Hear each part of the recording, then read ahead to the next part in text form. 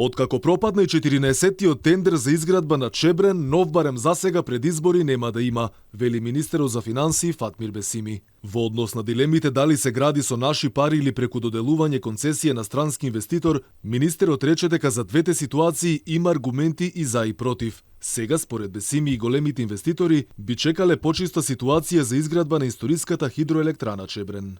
Веројатно сега пред избори оваа година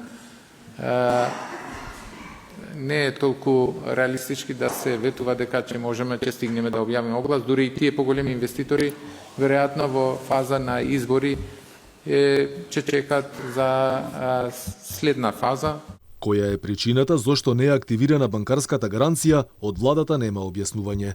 Во однос пак на дилемите во јавноста дека ќе се изгуби енергетската самостојност, Бесими рече дека националниот интерес е јасно оправдан во уставот и законите и дека не треба да стравуваме од странски инвеститор.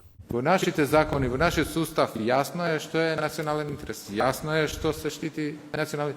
Нема дилема тука дека може со еден договор нешто да се наштети. Битно е да се реализира тој главен проект. Пропаѓањето на тендерот без да се знае зошто се откажа грчкото електростопанство отвара еден куп дилеми и простор за шпекулации. Енергетските експерти по кој знае кој пат реагира дека проектот е штетен, односно лошо е да се даваат македонските води на странски инвеститори. Тие за тоа алармираа веќе 3 месеци откако односно беше одбрана компанијата. Ако се знае дека не мора веднаш сите пари да ги имате колку што чини тој електроенергетски капацитет, туку таа градба трае 10 години, тогаш вие во тие 10 години секоја година треба да издвојувате по 50 на милиони евра. Сите државни капацитети кои што во моментов се државни треба да останат државни.